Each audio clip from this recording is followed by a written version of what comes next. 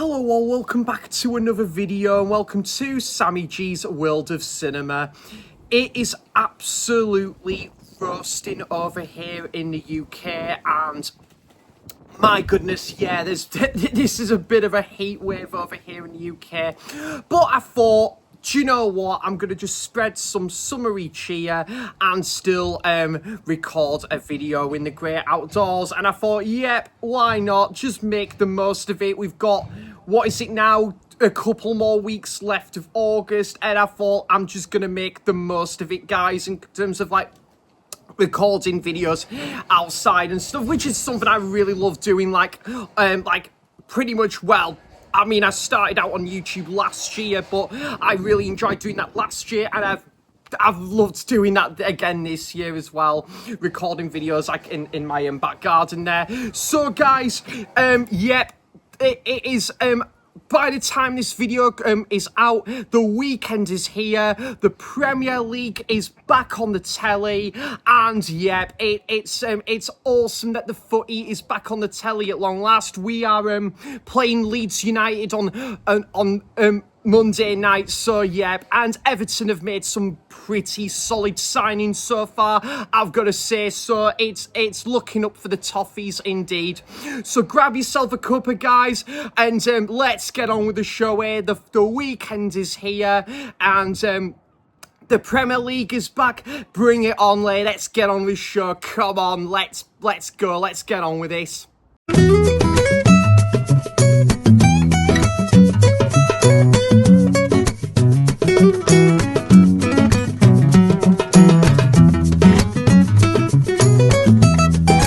I wanted to do a bit of a different video, and I've been thinking about this for kind of a while, about movies, a select of movies that I would love to have seen at the cinema upon its release. I have got to give absolute massive props to Tyneside Cinema because I've been very fortunate to see a lot of the classics shown at the cinema, wherever that was Jaws a couple of years ago, Good, Bad and the Ugly, The Shining, the theatrical cut, the Star Wars original trilogy, the list goes on.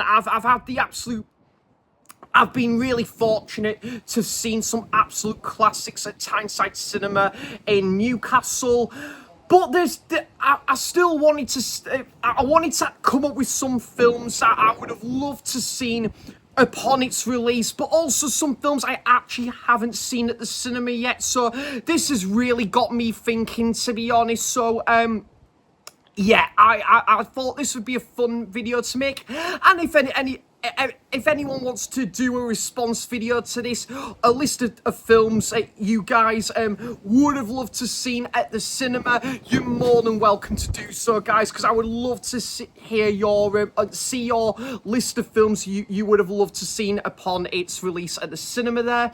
So guys, the first one that comes to mind, I'm trying to think of a film that I haven't actually seen at the cinema like as of yet, like ever really, like even on like when it's been reshown and stuff, and I have gone for RoboCop. Now this is an absolute timeless classic, you know, just an amazing film from Paul Verhoeven.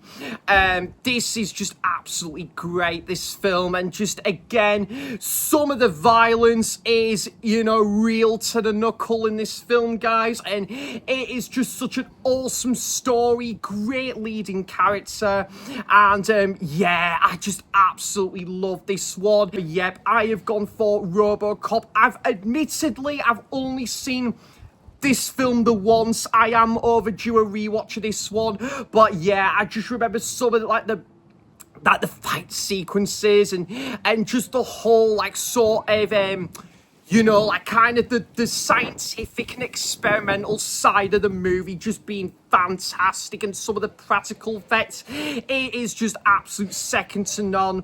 And yeah, like the main leading character is just such a badass protagonist in there. So that is RoboCop. Another film that I haven't seen at the cinema, even when it's been shown, I haven't seen it.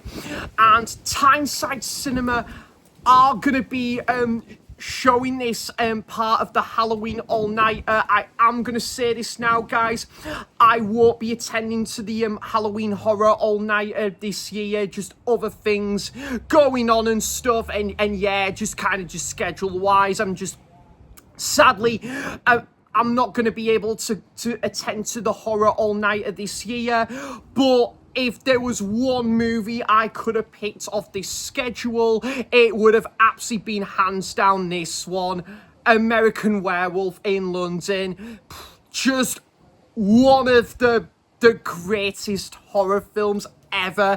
It's fair to say, guys, in just probably the pinnacle of werewolf movies as well. Like, you know, Griffin Dunne and like his friend in the film, they arrive in the Yorkshire Dales, they go to the Slaughtered Lamb pub, and there's like a young Rick Mayall and Brian Glover is in there, and like when they like wanting to go like around like the woods, and like they get like told like they have to avoid like these woods because there is this there's kind of forsaken thing that happens with this werewolf that will come out at night and stuff.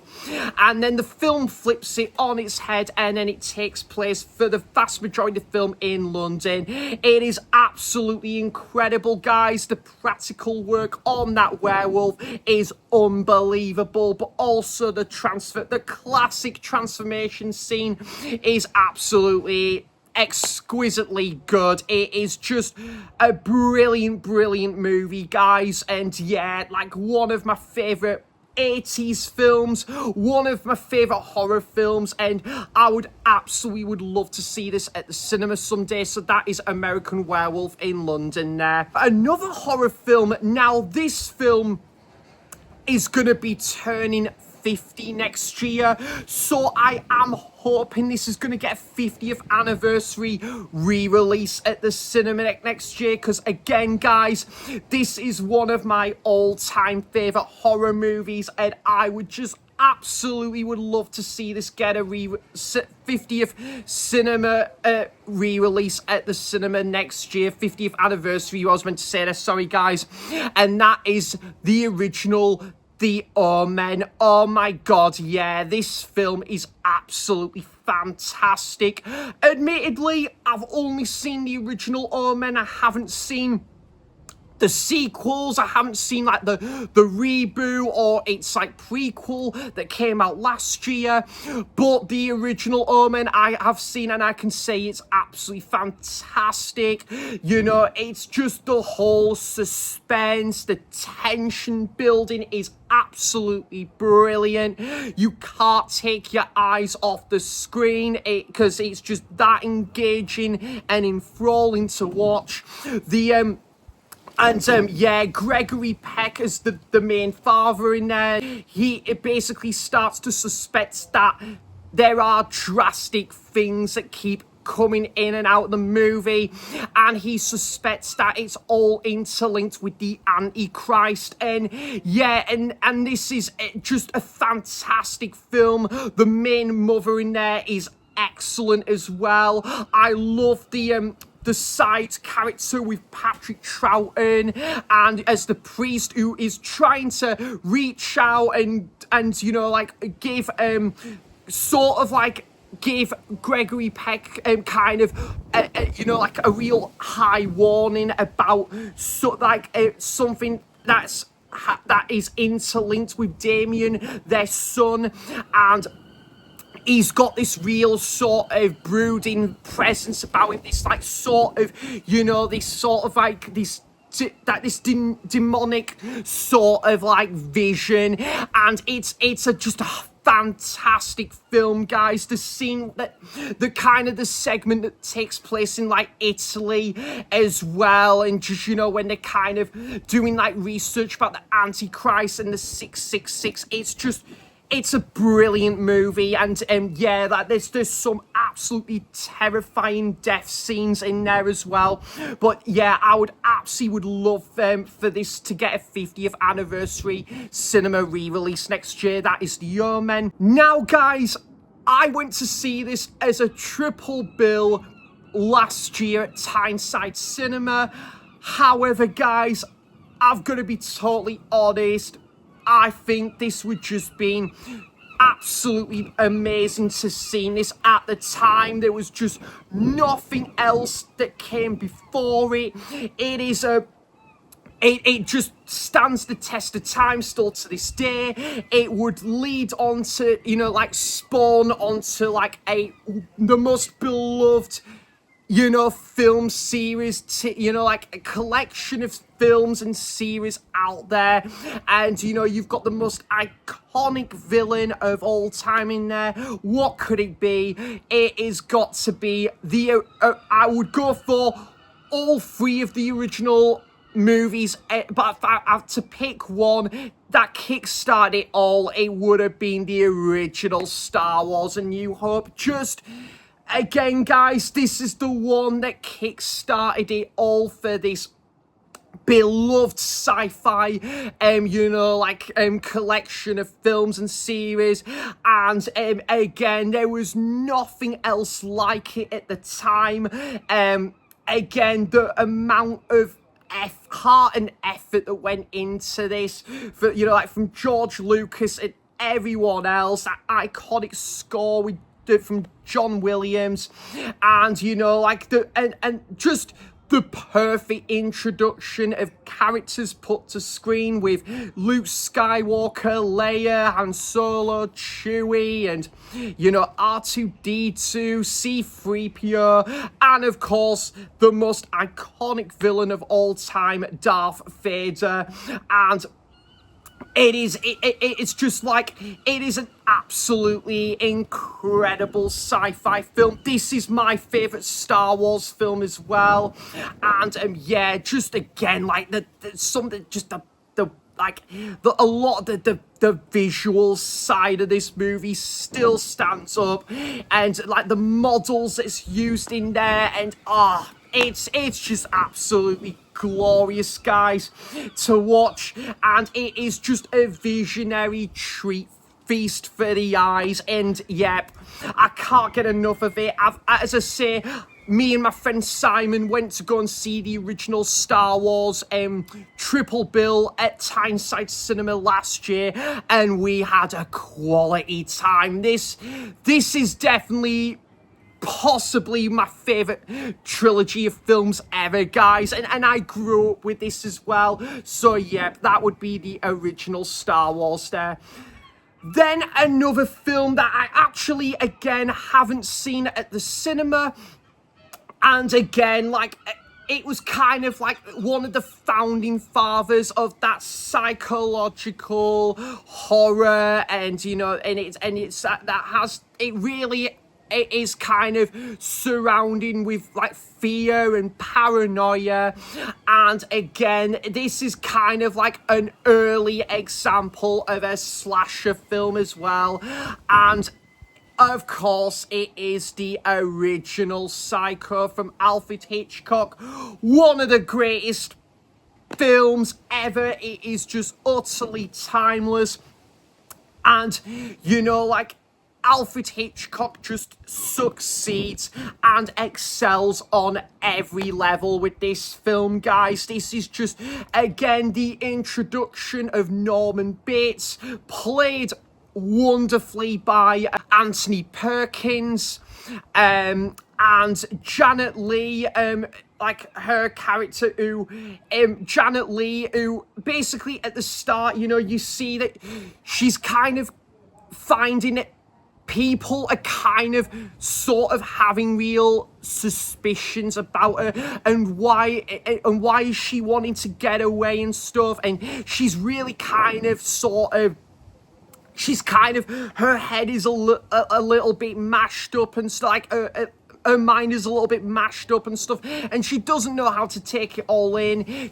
And then she finds that she wants to just go away one day, and then she's kind of thinking, like, on top of her head of like why is it that this person and that person is having a little bit of a second opinion about her.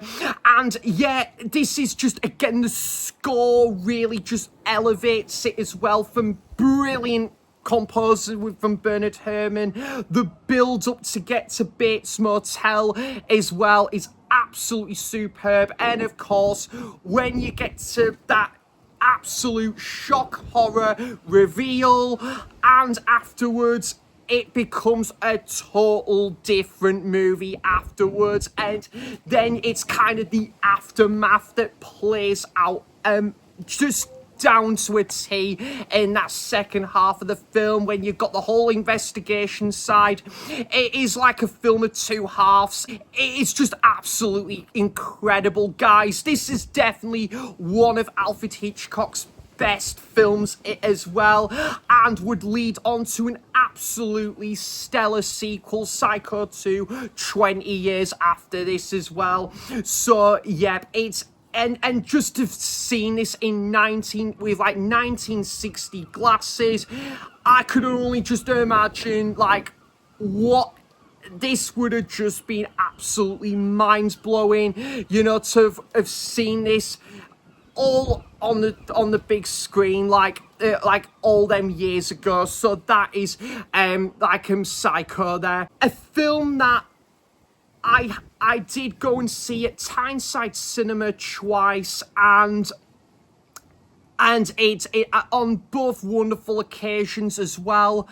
And this is a film that I just has over time become one of my favourite movies ever. It is just, again, like, I think ever since this film, there's been amazing westerns that has come here and there, but this is just another level of glory here, in my opinion.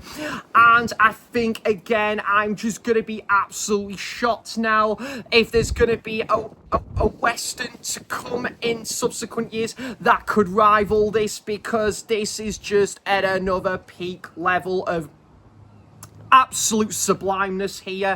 And of course, it is the good, bad and the ugly. So like I say, guys, I saw this at Tyneside Cinema last year in 35mm. I saw it the year before, and both wonderful experiences. But I think to have seen this in 1966, I just think it would have just blown my mind. I mean, there was not like, there was a lot of westerns that obviously came before this, but I think this is just done in a whole new spectacle. And what Sergio Leone has done this, as with the two other movies in the Man with No Name trilogy, he has done to perfection here. Clint Eastwood as Blondie is one of the greatest leading characters put to film there, and you've got two other great rivals to the story, with Angel Eyes, played amazingly by Lee Van Cleef, and Tuco as well, played by Eli Wallace. These characters that just bounce off each other, they want to kind of go for the main, they want to go for the main goal. They want to go for this ultimate sum of money, this treasure that is hidden underneath, and they're trying to find where it's kept. And when you enter that, and again, this is just, the build-up is played and paid off amazingly by just the wonderful writing and direction here. You know, wherever you follow, you'd be following Tuco and Blondie, where across the desert, be going to it's like you'd find Bill Carlson in by that cart, that wagon, or you'd see Tuco and like he's sort of like with Blondie when he's sort of like just, you know, like there to kind of like seek help, and then you find the side story with Tuco's like long lost brother. Yeah, and then the whole like Civil War segment of the film is like is an important part of this movie as well, and just some of the shootout sequences in this movie, and there's some absolutely like mesmerizing moments and elements that is really well captured here. The character work is some of the best character work ever put to screen with this movie, from minute one to the very, very last seconds of this film. That is how masterful and sublime this film is. And of course, the score piece with the XD of gold, and obviously Tuco running across the graveyard, the cemetery, is one of the greatest scenes put to film, led by another one of the greatest scenes put to film with that classic shootout sequence. It is absolutely unbelievable, and to have seen this in 1966 would have just been a feast for the eyes. But saying that, guys, I really hope as well for next year that this will get like a 60th anniversary like re-release, because it totally deserves it, and to really just show what such an influential like piece of cinema this is, delivered by an absolute master of cinema with Sergio Leone there. So that is the good, bad and the ugly. Now, a film I did see at the cinema last year, and for its 30th anniversary, and yeah, me and my dad had a great time seeing this like at the cinema last year, and I have gone for one of my favourite films of all time. I absolutely love this movie, Forrest Gump with Tom Hanks. Now, I think for me, I would have loved to seen this upon its release. I think solely due to the fact because this is one of the films I can resonate with the most, and it's just incredible, from that opening scene with the feather, and that the Alan Silvestri's music playing in the background. It is just such a gentle way to open up the movie, and Forrest telling his life story, and it's absolutely phenomenal. I know this film doesn't work for everyone, guys. This film has got a bit of a love or hate relationship. There's a lot of people that love this movie, and there's a lot of people that don't care for this movie, and that's absolutely fine, guys, because that is the beauty of movies. At the end of the day, we all like different things. There is absolutely no right or wrong in what we love and what we don't love, but for me personally, I absolutely connect with this one. I think it's just a beautiful story. We see Forrest that's just having a real hard time growing up, and he's not got as many friends like growing up and stuff. And then when he meets Jenny, it kind of turns his life around when they have their close friendship. And then but then as life goes on, you find that obviously, because he goes to school, he goes to college, and he's still best friends with Jenny. But then you find over time they go their separate ways, and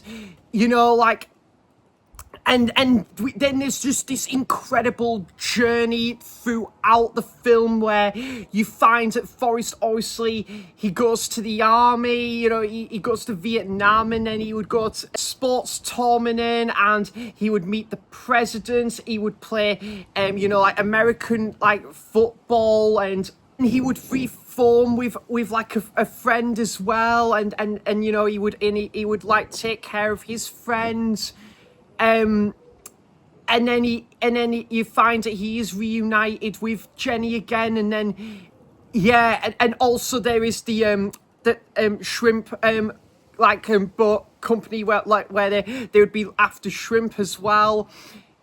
It's just such a beautiful film. like we find that this film, that when Forresty meets characters along the way, and then there's a couple characters that make a departure, and he's kind of just telling all of what, like what he has visualized and what he's experienced, like sat on the bench with a couple of people that are waiting for a bus. And yeah, it's just an absolutely beautiful movie, guys. And that ending, man, gets me every single time. It is a real tug at the heartstrings when you get to that ending. But yeah, and a film that just swept at the Oscars. Tom Hanks, I think, is the only actor to have won Best Leading Actor at the Oscars twice on the bounce. And yeah, to have seen this like upon its release in obviously and before the Oscars as well, just would have been absolutely sensational. It's in my top 10 of all time, guys, and I don't think that film will ever exit that top 10 anytime soon, because it's been in that, it could even be my top 5, guys. It was kind of one of those first movies that made me fell in love with film. That's how much I love it. So that is Forrest Gump there. Then I went for another horror movie, and again, guys, another horror movie that I haven't actually seen upon its I haven't seen it upon its release, obviously, but also crikey, and also it's a film that, again, Tyneside Cinema are going to be showing this as part of the Halloween Horror All-Nighter. And yeah, this has just been absolutely incredible to see this upon its release. One of, again, my favourite horror movies of all time. That is Fright Night. Yeah, one of the greatest horror films ever. A vampire masterpiece, man. It's just such a cool idea for a film. Charlie Brewster, idea that there are vampires that have moved in next door, their next door neighbors, and no one believes him. He's trying to do all he can to find as much evidence out there as possible, but it just gets frowned upon no matter how much he tries to prove, there are vampire neighbors that have moved in.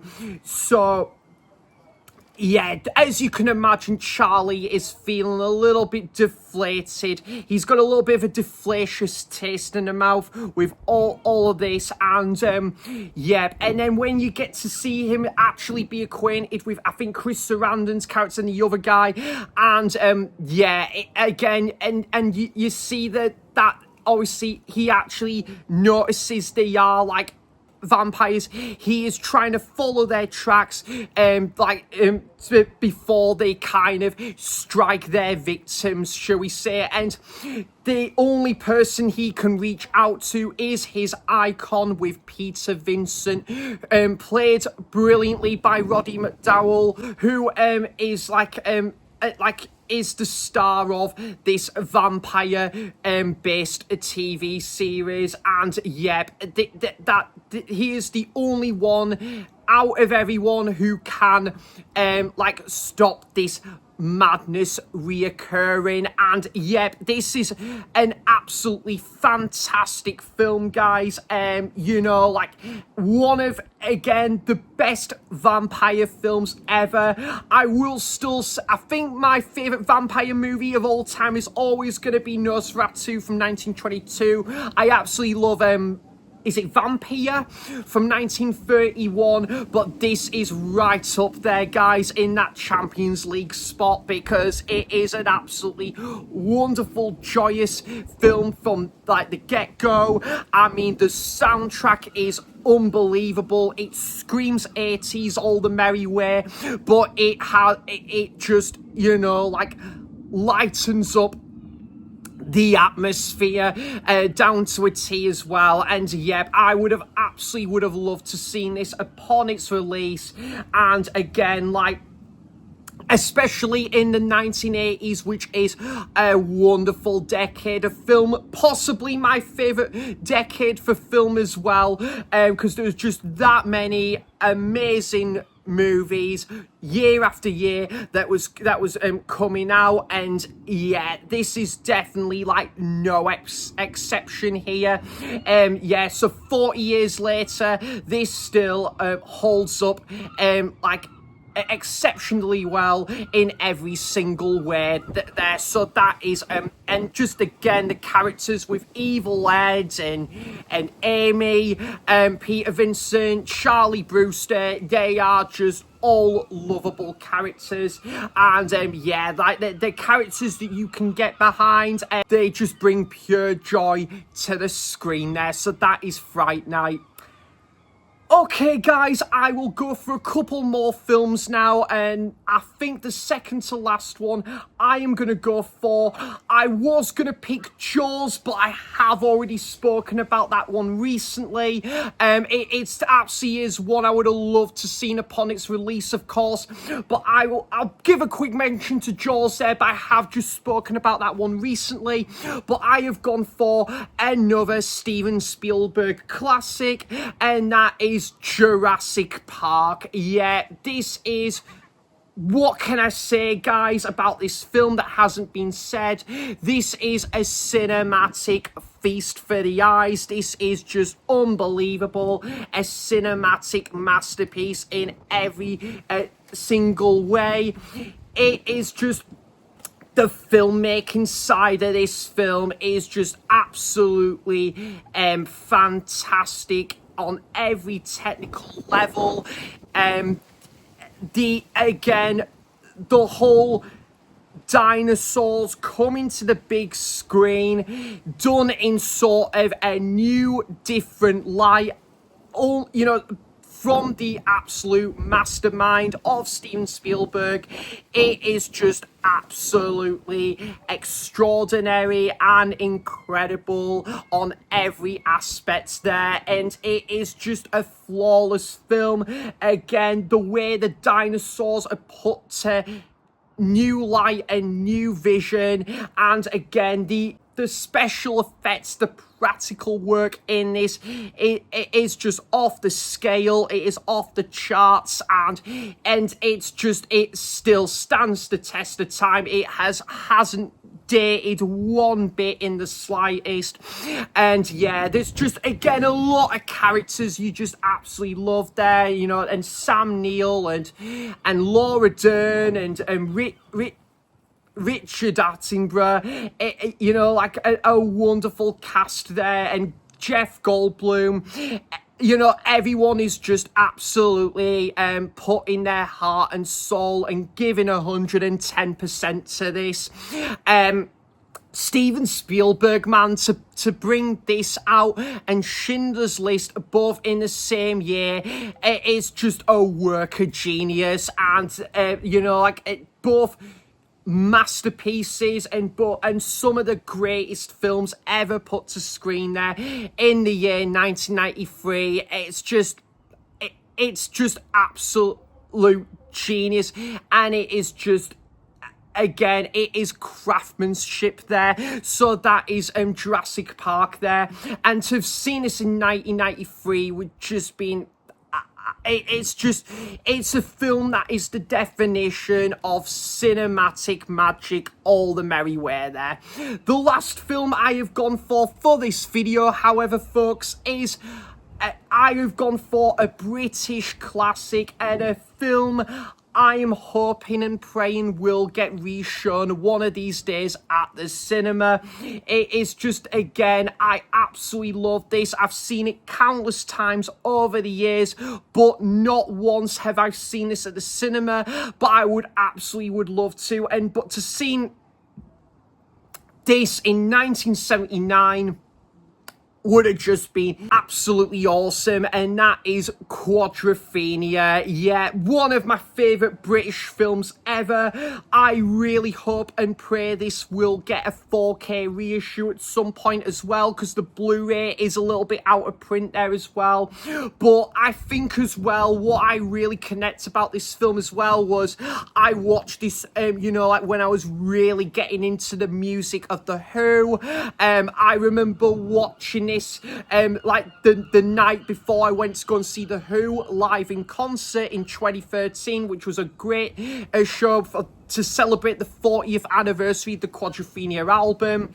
And yeah, this film is just a love letter to that like album right there, and to The Who's music as well. I can't forget that. But this film has just got a great sort of 60s aesthetic to it in the year 1964, set in Brighton, also Brixton as well. And the character of Jimmy in this film, played by Phil Daniels, is just, he's just such a cool dude in this movie. There's times where you kind of sympathize for his character, but then there's times where there's think, wow, this is kind of like a bit of a shift in tone there, and a little bit of a change in direction, but like with his character. But then when he is just, he goes to work in kind of like this sort of dead-end job, and he's just fed up with working, but then he's just counting down till the weekend kicks in, and to like party with his friends and like meet people. He's got a bit of a love interest with the absolutely gorgeous Stephanie in this film, and and I just it's a great like hangout movie, but also there's a lot more to it than that. There is some real sort of drastic turns in this film, and the film just flips it on its head constantly, but yeah, absolutely fantastic film, guys. Again, the main rivalry that comes in and out of the movie between the mods and the rockers, this film just succeeds on every level of how it handles that. And again, there's some quite dark scenes in there here and there, but also again, you've got a great side cast in there with like Sting and also I think who is it, Gary Holton as well. It's absolutely wonderful, and a film I've seen countless times. A film what I would have just loved to seen upon its release, and again just came out the right time as well, when all that wonderful music was churning out as well, and there was still music part of that mod scene that was still coming out in the late 70s as well. Just absolute delight. And again, I love the kind of the British banter and the wittiness that is just really well it is just absolutely elevated off the scripts there. So that is, Quadrophenia there, talking about my generation indeed. So that is it, guys. That is my list of films I would have loved to seen at the cinema upon its release. There's probably a lot more. There's a lot more of the films I could have think of, but this is a good handful of films I would have just I could only just imagine with 2025 glasses what that would have been like to see these movies upon its release there. So yeah, guys, I would love to hear kind of what films you would have loved to see upon its release at the cinema.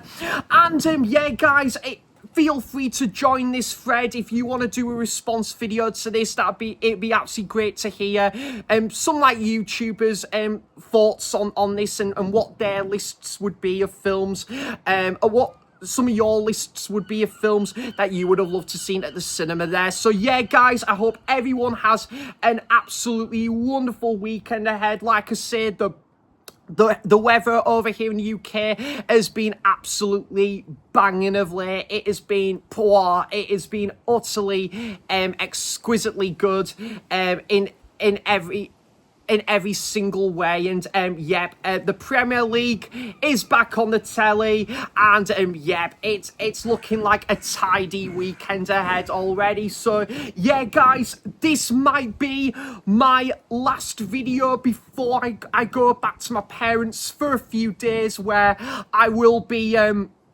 spending some quality family time with my mum and dad there, and yeah, like chicken dinner, gonna be having some amazing scenic walks in Berwick upon Tweed and watching plenty of movies. So yeah, this might be my last video before I go back to my parents. But yeah, guys, I want to say thanks to each and every one of you for all of your continuous support, guys. I really do appreciate it. It means the absolute world to me. Thank you so much. And to anyone that's recently subscribed, and to all of my wonderful viewers, thanks, guys. This means a million, and I'll be back for more content soon. So thanks for watching, cheers for stopping by, and until next time, I'll see you for the next video. Bye bye, take care, guys, goodbye.